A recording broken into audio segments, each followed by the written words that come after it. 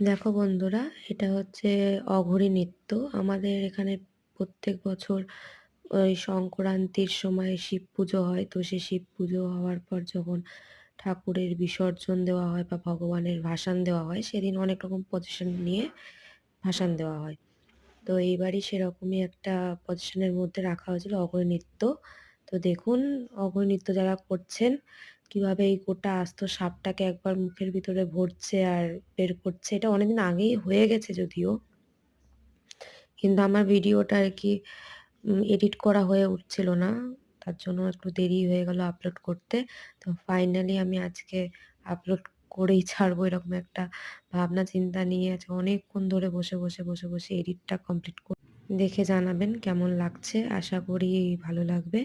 এরকম ভিডিওগুলো যদি ভালো লাগে আমার চ্যানেলটিকে প্লিজ সাবস্ক্রাইব করে দেবেন আর একটা করে লাইক করে দেবেন।